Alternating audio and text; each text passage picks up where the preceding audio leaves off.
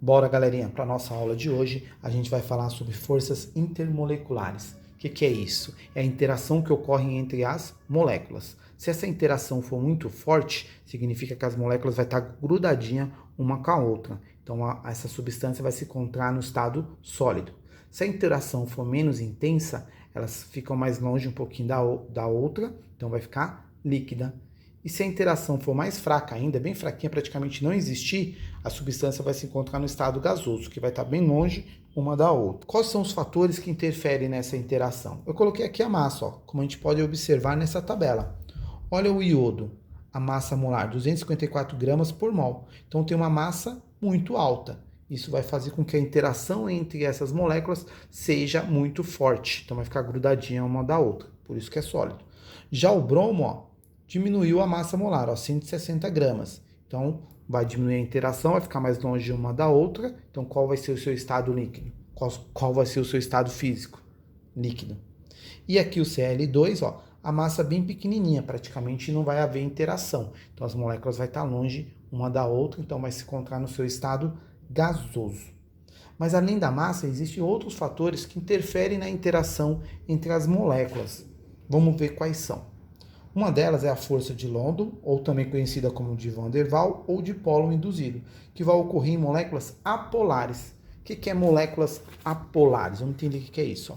Se eu pegar a molécula de O2, é formado por dois átomos igual, oxigênio com oxigênio. Então, os dois têm a mesma tendência em ganhar elétrons. Então, não vai ter um que vai pegar o elétron do outro para ficar negativo e o outro perder para ficar positivo. Então, não vai ter aparecimento de polos, a gente vai chamar de molécula apolar.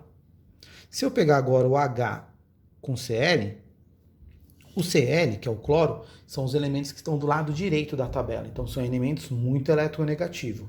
E os elementos do lado esquerdo da tabela são elementos pouco eletronegativos, que quer perder elétrons. Então, do lado direito vai querer ganhar e os que ficam do lado esquerdo vão querer perder elétrons.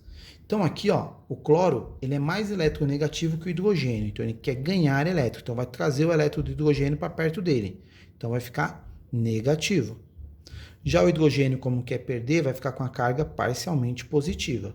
Eu coloquei aqui parcialmente esse símbolo grego aqui, significa isso, porque o cloro ele não tem força suficiente para arrancar o elétron de hidrogênio. Então, vai ficar parcialmente.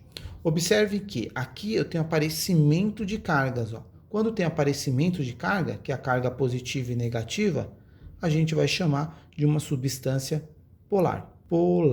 Então, olha só aqui. Aqui nós temos ó, uma molécula de butano, 4 carbonos, com outra molécula de butano. Todos os hidrocarbonetos vão ser apolares, porque o carbono e o hidrogênio praticamente têm a mesma tendência em ganhar elétrons. Mas olha o que ocorre. Aqui onde eu deixei pintado vai ter uma nuvem de elétrons. Eu coloquei aqui em vermelho. Ó. Vai estar os elétrons aqui, ó, que é a região da eletrosfera. Os elétrons estão girando aqui. Na outra molécula, a mesma coisa. O que vai ocorrer quando essas duas moléculas ficarem muito próximas uma da outra? Esses elétrons vão sofrer repulsão. Então, eles vão vir tudo aqui para o lado esquerdo. Vão vir tudo para cá, essa nuvem eletrônica. Então, vai ficar aqui os elétrons com carga negativa e aqui vai ficar a carga positiva, que são os prótons. Só que isso acontece de forma muito rápida.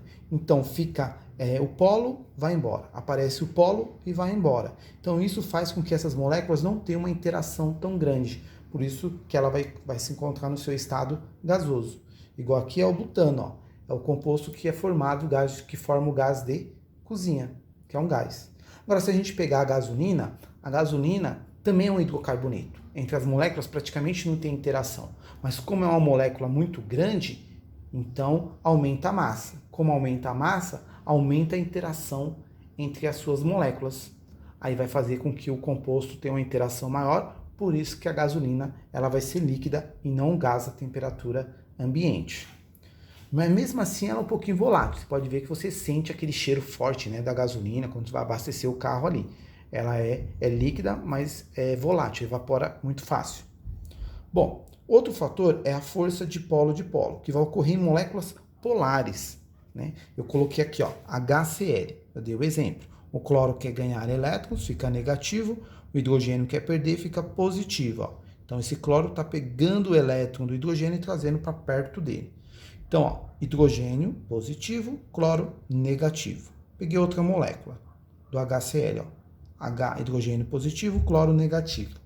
Outra molécula, a mesma ideia. O que acontece com os opostos? Se atrai.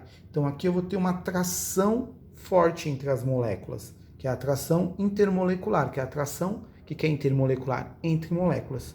Por isso que o HCl, apesar da massa molar dele ó, ser muito pequena, se olhar nessa tabela, ó, qual estado físico deveria ser do ácido clorídrico? Gasoso. Só que ele se encontra no estado líquido por conta dessa interação que ocorre em moléculas polares. Agora a gente vai ver a ponte de hidrogênio. Quando que ocorre a ponte de hidrogênio, ou também às vezes chamam de ligação de hidrogênio? Quando o hidrogênio estiver ligado ao flúor, oxigênio e nitrogênio, que são os elementos mais eletronegativos da tabela periódica, o FON.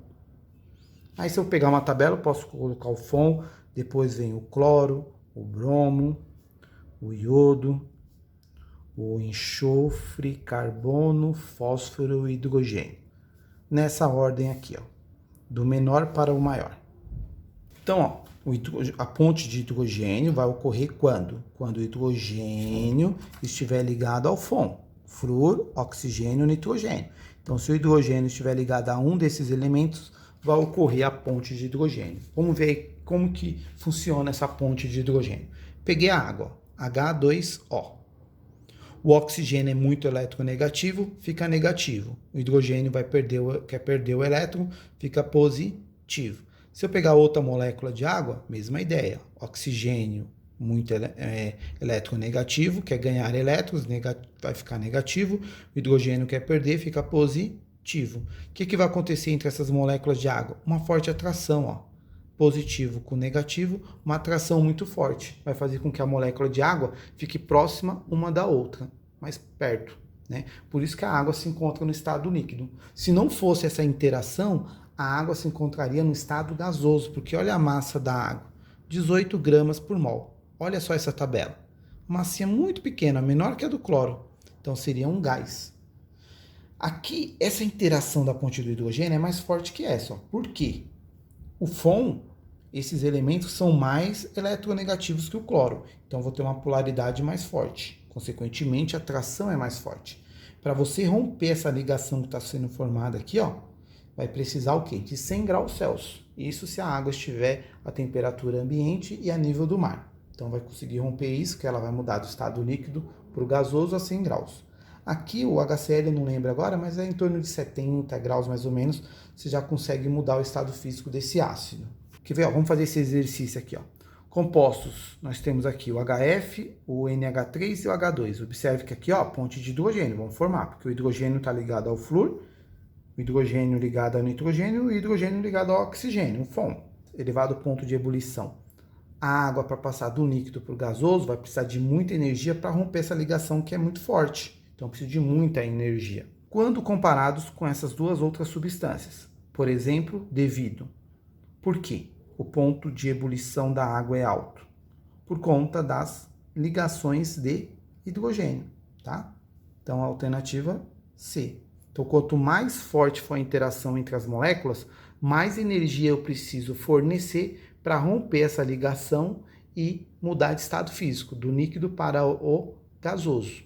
Então é isso, galerinha. Até a próxima. Tchau. Um abraço a todos.